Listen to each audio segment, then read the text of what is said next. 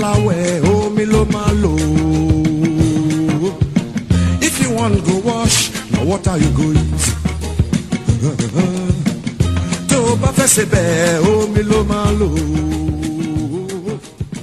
If you want cook soup, orúkọ mi ni ZA Ọlátúnjí. Àwa là ń ta omi. Tí ó bá sí ná, kò sí omi.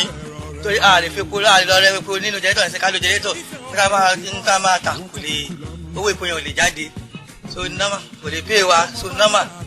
Tí ó bá sí ná, kò sí omi. Kò sí ná la máa fi pọ́ǹpù ẹ̀ jáde. Bàbá NEPA sọ̀rọ̀ ni, wọ́n ti bá NEPA sọ̀rọ̀. A máa sanwó gbogbo báyìí. Kò jẹ́ a máa ó dandan ká máa sanwó wọn déédéé ná. Wọ́n ti bá NEPA sọ̀rọ̀. Kí ló máa wà? Tí wọ́n bá dẹ̀ ti ń wà, omi á wà. Tí ń bẹ̀ yẹn. Iná pé kò sí pàtí àfẹ́ ṣe lẹ́yìn iná láyé yìí. Lójọ́jọ́ so yẹn ló lè fi jẹ́ kí ìjọba fi ràn wá lọ́wọ́ sí. Most of the problems from the water, the scarcity is from the electricity, because if there is no light, they can't pump the water. So all we need is government should just let the electricity be steady. Now water you go use. To ba fe se be omi lo ma lo. If you want cook soup, now water you go use. You are welcome to another edition of Access to Wash, the radio program discussing water supply, sanitation, and hygiene issues in Lagos State.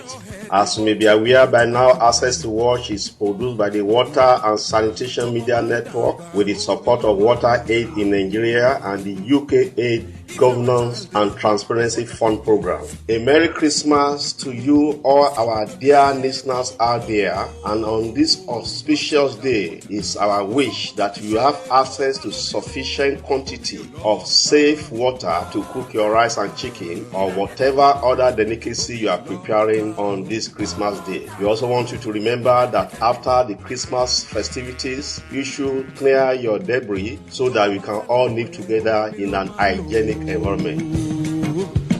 If you want go wash, now water you go use. To ba fe se be omi lo ma lo. If you want cook soup, now water you go use. My name is Papa Tokwe Babanubi, and I am happy to inform you that from this edition, Access to Wash will be presented both in English and Yoruba language. I will be presenting the program to you in English language, and my colleague Unutayo Akrinde will be presenting the program to our Yoruba listeners. Tayo, will you want to introduce yourself to our listeners and tell them what this program is all about? O ṣeun bàbá Tọ́pẹ́ Babalóbi. Ẹyẹ kìí fi apá kan fò láwọn Yorùbá ń wí. Òyìnbó mu tíì, wọn mú kọ yẹn gan, ṣebí omi kan náà lájọ ń lò. Ṣé wọ́n ti ní omi lábùwẹ̀, omi lábùmú, kò sẹ́ni tó ń bómi ṣọ̀tá. Wọ́n fi kó akábọ̀ sí àkọ́tún ètò sí omi mímu, ìlera àti ìmọ́tótó ara. Access to Wash. Ètò tó ń ṣe àgbéyẹ̀wò ọ̀rọ̀ tó ní ṣe pẹ̀lú ìpèsè omi, ìmọ́tótó agbègbè àti ìmọ́tótó ara ní ìpínlẹ̀ Èkó arómẹṣà lẹ́gbẹ̀lẹ́gbẹ̀. Àfojúsùn ètò yìí láti rí dájú pé gbogbo àwa tí ó ń tà, tí ó ń lò, tí ó sì ń pèsè omi sílé ìṣiṣẹ́ papọ̀ láti lè ní àǹfààní sí omi mímu tí ó mọ́ àti ìpèsè omi àti ìpèsè ìmọ́tótó ní ìpínlẹ̀ Èkó. Àgbáríjọpọ̀ ẹgbẹ́ oníròyìn tó wà fún ọ̀rọ̀ omi àti ìmọ́tótó Water and Sanitation Media Network ni ó ń ṣe onígbọ̀wọ́ ètò yìí pẹ̀lú ìfọwọ́sowọ́pọ̀ àjọ tí ó ṣèrànlọ́wọ́ nípa omi mímu torílẹ̀-èdè Nàìjíríà, WaterAid in Nigeria, àti ètò ìrànlọ́wọ́ owó ìjọba ilẹ̀ Bìrìtìkó lórí ìṣàkóso àti àkúnyawọ́ UKAiD Governance and Transparency Fund Program. Àti gbogbo àwọn olólùgbọ́ wa kó ayẹyẹ ọdún Kérésìmesì. A sì lérò wípé ẹ ò ní omi tí ó mọ́ tí ó sì tó fún pípèsè ìrẹsì àti ẹdìyẹ ọdún. Bákan náà ni àrán wa létí wípé kí a palẹ̀ gbogbo ìdọ̀tí àti àjẹkù gbogbo mọ́ kí a bá lè gbé ní agbègbè tí ó mọ́ tóní. Orúkọ tèmi gẹ́gẹ́ bí ẹ ti gbọ́ ni Olútáyọ̀ Akínrìndé. Èmi ni wọ́n máa jẹ́ atọ́kùn ètò yìí ní èdè abínibí, èdè Yorùbá. Lẹ́ẹ̀kan sí ẹ káàbọ̀ sórí ètò náà.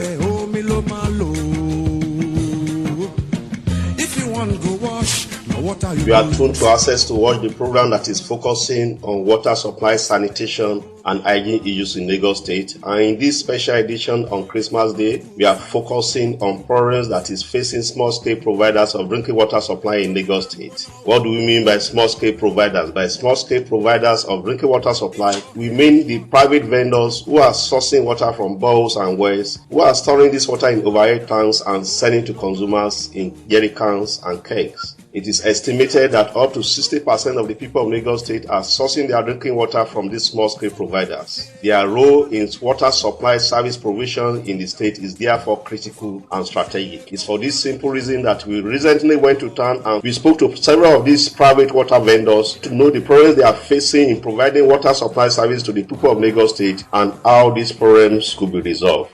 My name is Mutakiri Lawal. The problem we have on this water is NEPA problem. And then if there's no NEPA, we used to buy gas and then generator, and then the capital will take do all these things before we can say, well, I want to start selling water. We have knowledge that's almost 500,000 naira before you can buy tank, pumping machine, and then the tower carry the tank and other things. And then we are just using this water to just give it the masses, just to helping them. Because somebody will use almost 500,000 naira to do water, and then they started selling the 5 naira.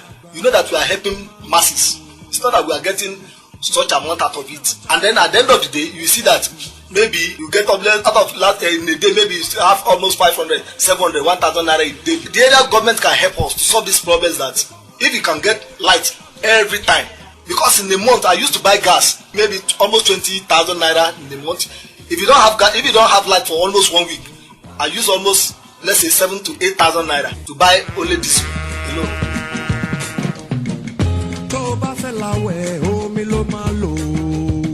Ẹ káàbọ̀ padà. Ètò tó ń ṣe àgbéyẹ̀wò ọ̀rọ̀ tó ní ṣe pẹ̀lú ìpèsè omi, ìmọ́tótó agbègbè àti ìmọ́tótó ara ní ìpínlẹ̀ Èkó.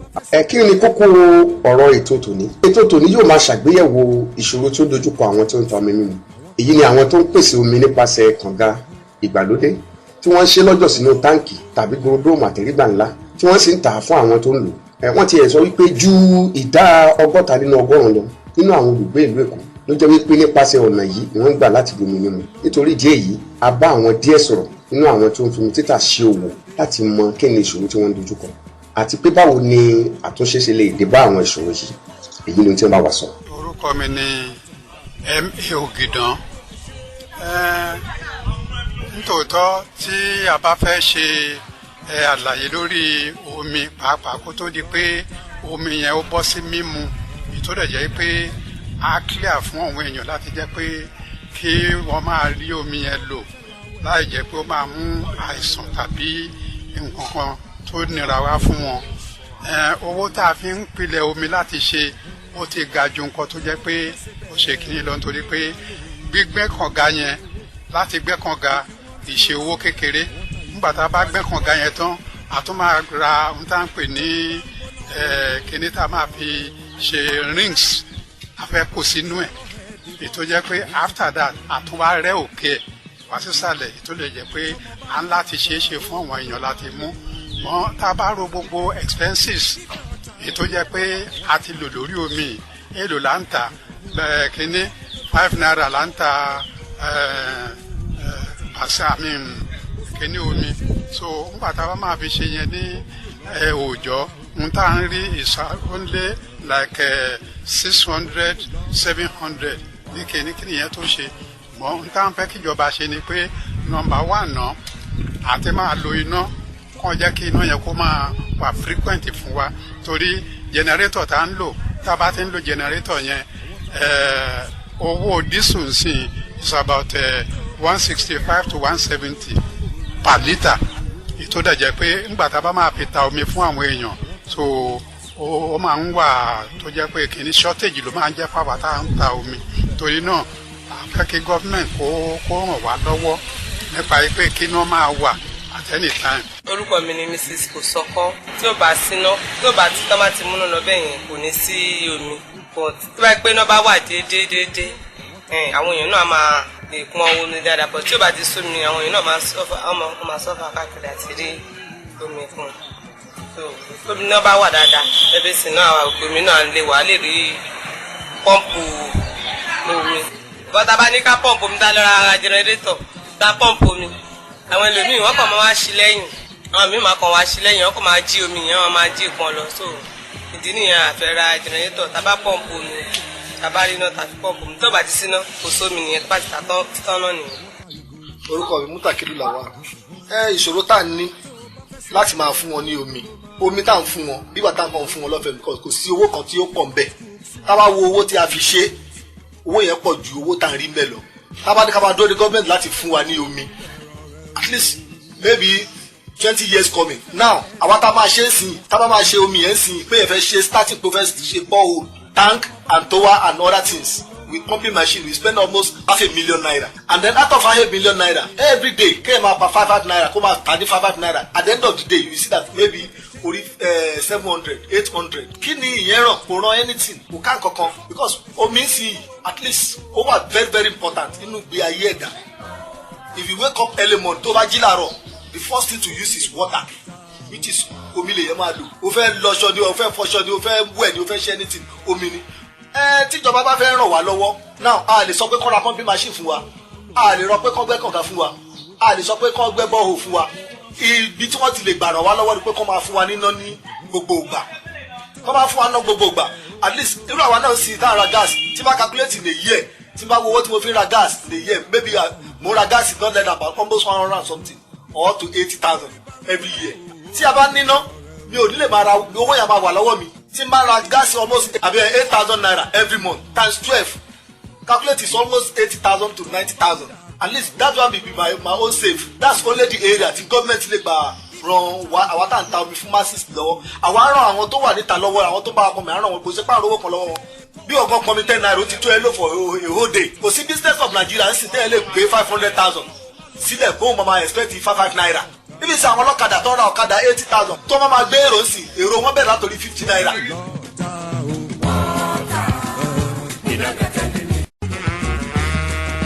You are tuned to Access to Watch, the program that is focusing on water supply, sanitation, and hygiene issues in Lagos State. And in this special edition on Christmas Day, we are focusing on problems that is facing small-scale providers of drinking water supply in Lagos State. We also interview several consumers of drinking water that is supplied by private water vendors. And wanted to know the problems we are facing in accessing drinking water from private water vendors.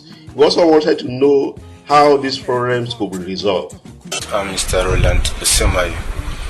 It is very difficult for us to actually get water, most especially if there is no light. If there's no light, buy a bucket of water, 10 naira. But if there's light, you still buy it 5 naira.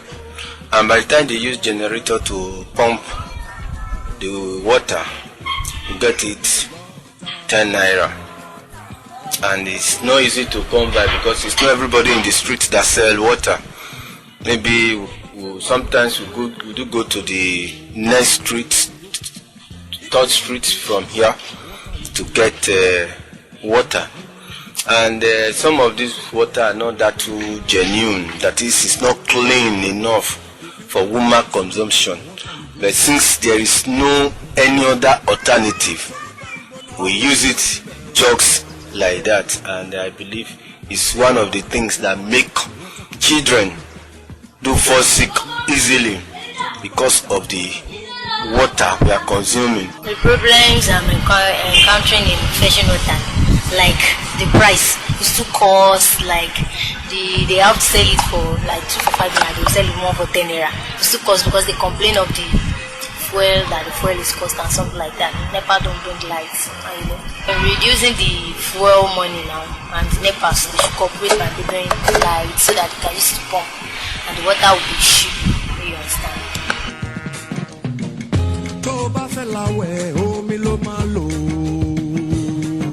Ẹ káàbọ̀ padà sórí ètò tí omi mímu, ìlera àti ìmọ́tótó ara, Access to Wash. Ètò tó ń ṣe àgbéyẹ̀wò ọ̀rọ̀ tó ní ṣe pẹ̀lú ìpèsè omi, ìmọ́tótó agbègbè àti ìmọ́tótó ara ní ìpínlẹ̀ Èkó, Aromẹsálẹ̀ gbẹ̀lẹ̀gbẹ̀. Ètò tó máa ṣàgbéyẹ̀wò ìṣòro tó dojúkọ àwọn tó ń ta omi mímu. Bákan náà ni a bá àwọn tó ń lo omi rírà sọ̀rọ̀ nípa ìṣòro tí wọ́n ń dojúkọ láti rí omi mímu rà láti ọ̀dọ̀ àwọn tó ń tà. Èyí ni ohun tí àwọn náà bá wa sọ. Orúkọ mi ni Mrs. Grace Adétóyìnbó. Ẹ jọ̀ọ́, ẹ̀yin gẹ́gẹ́ bí ẹni tí ó ń ra omi tó ń lo omi, a fẹ́ bèèrè lọ́wọ́ yín pé kí ni àwọn ìṣòro tó ń dojúkọ ẹ̀ ń lọ pọn omi, ẹ̀ ń ra omi, ẹ̀ ń gbé wá sílé. Ìṣòro tó pọ̀ ló ń bẹ níbẹ̀ torí kò rọrùn. Àpáti pé àti ẹ̀tún fowó pọn gan ká tó lù dé ibi tá à ń gbé. Irú èmi ní sí orí òkè ni mò ń gbé. Kí n tó gbé dórí òkè, tí mo bá fi máa pọn báfù méje báfù mẹ́ta ọrùn àti máa ro mí. So ìdojúkọ tó pọ̀ ló tiẹ̀ wà níbẹ̀. Ìdẹ́wọ́ tá a fi ń pọnmi yẹn gan ó pọ̀. Tí iná bá wà á lè ra báfù ní mẹ́ta 10 naira. But tí ò bá ti síná mẹ́ta 20 naira ni. So at least tí wọ́n á dẹ̀ fẹ́ pọnmi ní a week màá ná 100 naira, even more than 200 naira to fresh. Mo fi lè pọnmi ní ọ̀sẹ̀. So tí ìjọba bá dẹ̀ lè bá wa wá solution sí, á dúpẹ́ lọ́wọ́ ìjọba torí kò rọrùn. Torí èmi Ìbàdàn ni mo ti wá, a dẹ̀ ń lo omi ẹ̀rọ. Bóyá wọ́n lè fún wa ní omi ẹ̀rọ tó jẹ́ pé ilé kọ̀ọ̀kan á máa lò. Bó jẹ́ pé wọ́n bá máa gbowó lóṣù ní o. So ilé kọ̀ọ̀kan mọ̀ bó ṣe máa ṣe. Fúláàtì kọ̀ọ̀kan wáyé pé fúláàtì ló dẹ̀ fẹ́ fà á. A mọ̀ bó ṣe máa fà sínú fúláàtì wọn tó yẹ pé òkè o ẹ fún wa o iye báyìí lè máa fún wa lóṣù o gẹ́gẹ́ bí ìjọba sí ará ìlú. Iwájú ilé wa la ti ń pọnmi táàmù kọ́tàkọ́ nídìí ni pé iná kí àwọn ìjọba kan jọ wọ́n bá wa báwọn nípa sọ̀rọ̀ kí wọ́n fún wa ní iná tó bá ti ń fún wa ní iná direct a máa sanwó wọn so àní níṣòro láti lè rí omi pọn. Orúkọ mi ni Lawrence Adémọ́lá. Fún àwọn ìgbà díẹ̀ sẹ́yìn a máa ń pọn omi kànga tá a máa ń mu tá a máa ń ṣe ṣùgbọ́n a rí i pé bá a ṣe ń mú ó ń fún wa ní àwọn àìsàn bíi ibà àti àìlera oríṣiríṣi. Àwa dáwọ́ dúró láti máa mu àwọn irú omi báyìí tó a bẹ̀rẹ̀ sí ní ra àwọn pure water. Àwọn ìṣòro tí à ń dojúkọ láti rí àwọn omi yẹn rà ni pé àdúgbò tí àwa wà àwọn mọ́tò yẹn ò sábà máa rí ọ̀nà tó dára kiri gbà débẹ̀. tó àwọn ìṣòro ni pé a máa ń wá omi kiri ká tó ríra. inú wa dùn ayọ̀ wa dẹ̀ kún tí a bá lè rí pé kí ìjọba kó pèsè àwọn omi ẹ̀rọ tó mọ́ gaara tó ṣe é mu fún wa. so èyí ni à ń gbàdúrà pé kí ìjọba náà a dúpẹ́ pé Ọlọ́run ti fi sínú wọn nínú pé wọ́n rántí aráàlú pé wọ́n á ṣe nǹkan yìí kó á sì ràn wọ́n lọ́wọ́. Omi yóò lọ ta o.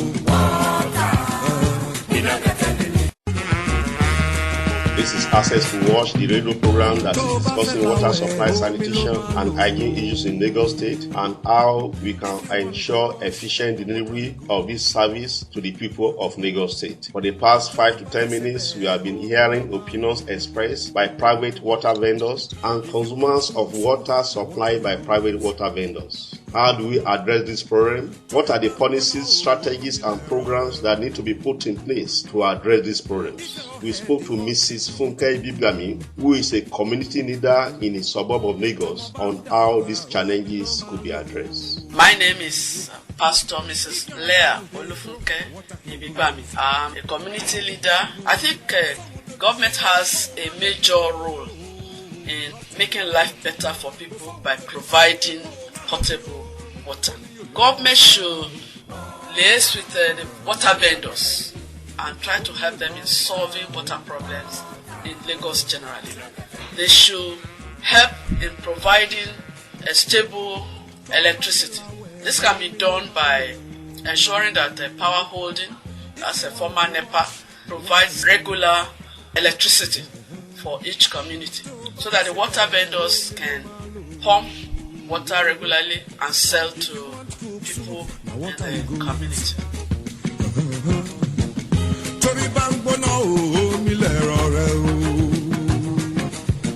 If your head is hot, the water could cool on. Ẹ káàbọ̀ padà sórí ètò sí omi mímu, ìlera àti ìmọ́tótó ara, Access to Wash. Ètò tó ń ṣe àgbéyẹ̀wò ọ̀rọ̀ tó ní ṣe pẹ̀lú ìpèsè omi, ìmọ́tótó agbègbè àti ìmọ́tótó ara ní ìpínlẹ̀ Èkó, Aromẹsálẹ̀ gbẹlẹgbẹ. Nípasẹ̀ ìfọ̀rọ̀wérọ̀ pẹ̀lú àwọn olókòwò omi tí a gbọ́, àwọn ìṣòro tí àwọn tí ó ń ṣòwò tí wọ́n ń pèsè omi mímu ní dá lórí àwọn nǹkan wọ̀nyí. Alákọ̀ọ́kọ́ ni ṣíṣe ségesège iná ọba. Ẹlẹ́kejì ni òbítíbitì owó ìdókòwò ìpèsè omi. Ìṣòro kẹta ni èrè kékeré tí ó wà lórí òwò omi títà. Nígbà tí àwọn tí ó ń rà tàbí tí ó ń lo omi ń ṣàròyé omi ẹlẹ́gbẹ̀ẹ́ tàbí ìnáwó ńlá tí wọ́n ń ṣe láti ní àǹfààní sí omi. Báwo wá ni a ṣe lè borí àwọn ìṣòro wọ̀nyí? A bá ọ̀kan lára àwọn olórí agbègbè ní ìlú sọ̀rọ̀, abilékọ Fúnkẹ́ Ìbígbàmí. Ẹ jẹ́ kí a tẹ́tí gbọ́ ohun tí wọ́n sọ fún wa. Orúkọ mi ni Pastor Mrs. Leah Olufunke Ibigbami. Àwọn nǹkan tó yẹ kí ìjọba ṣe láti rí pé omi di lílò yàfùnyàfùn tí à ń rómi tó mọ́ tó mu tá a rí lò láti ṣètọ́jú ara wa nínú ilé àti ní agbègbè wa àti ní ìlú Èkó náà ni wípé ìjọba ní láti rí pé ojúṣe wọn ni láti darapọ̀ mọ́ àwọn tí ó ń ta omi láti máa rí wípé wọ́n jẹ́ kí omi kí àwọn èèyàn máa rí ní ọwọ́ bùtò.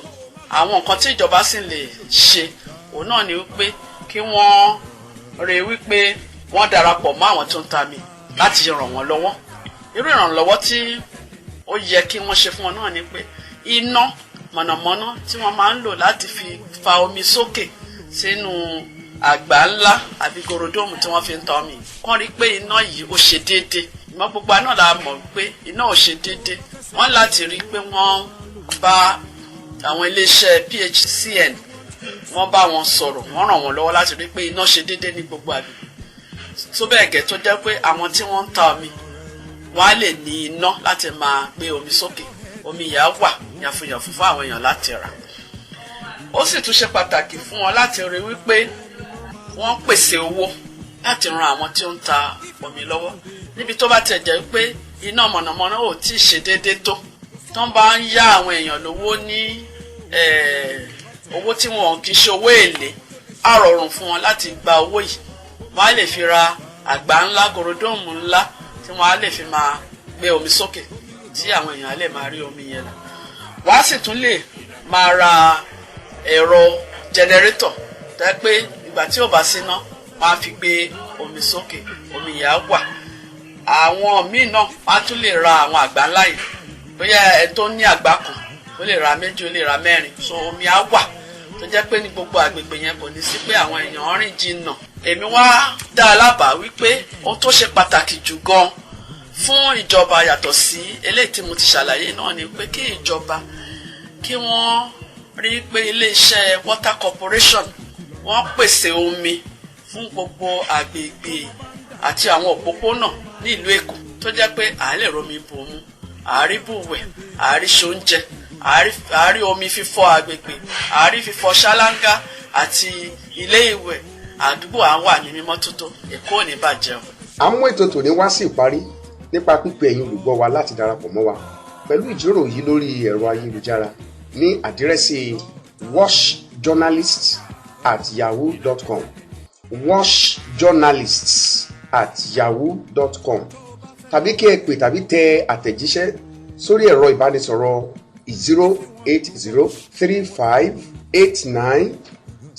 08035897435 lẹ́ẹ̀kan sí 08035897435 tàbí lórí ẹ̀rọ BlackBerry pẹ̀lú nọ́mbà ìkọ̀kọ̀ 286431E3 lẹ́ẹ̀kan sí 286431E3 tàbí kí ẹ tẹ̀lé wa ní Twitter ní àdírẹ́sì wash_Nigeria. Àwọn fi dá yín lójú wípé gbogbo ìtọ́sọ́nà, èrò àti ìpè yín nípasẹ̀ àtẹ̀jíṣẹ́ yín ni a ó kà jáde lórí ètò yìí ní ọ̀sẹ̀ tó ń bọ̀.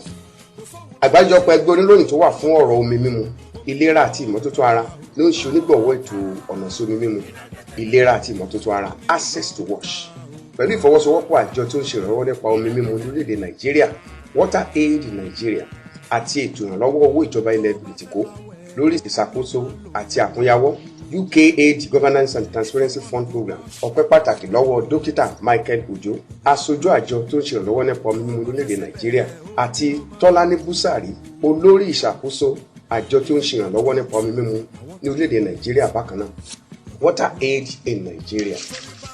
Àkọ́tún ètò ọ̀nà sí omi mímu, ìlera àti ìmọ́tótó ara yóò máa wáyé ní àkókò kan náà lórí ìkànnì yìí lọ́sẹ̀ tó ń bọ̀. A dúpẹ́ pé ẹ̀ ń tẹ́tí gbọ́ wa. A kú ọdún Kérésìmesì yìí lẹ́ẹ̀kan sí ọdún ayọ̀ fún gbogbo wa. Olútáyọ̀ Akérèdé lórúkọ mi pẹ̀lú ẹnì kejì mi Babátọ́pẹ́ Babalóbi.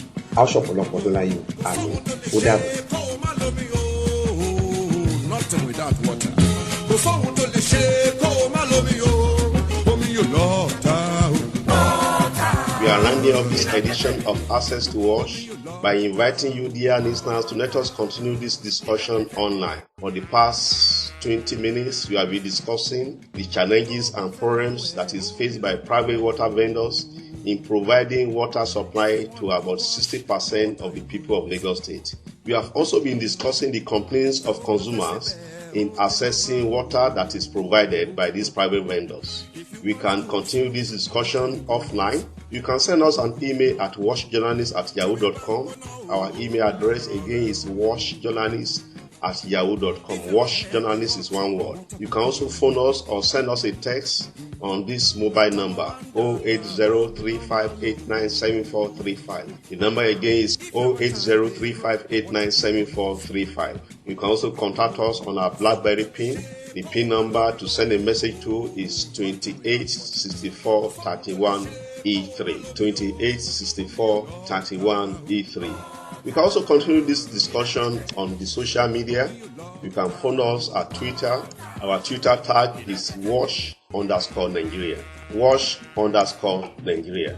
All comments, suggestions, and opinions received on this topic shall be read to our dear listeners in the next edition of Access to Wash. Access to Wash is produced by the Water and Sanitation Media Network with the support of WaterAid in Nigeria and the UKAiD Governance and Transparency Fund Program.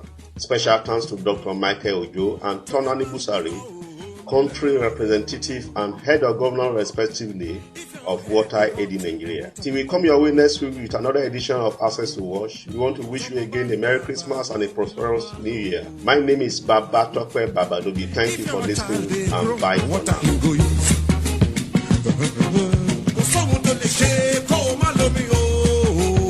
Nothing without water. Go forward to the shake, oh, my love, oh, me, you Lord.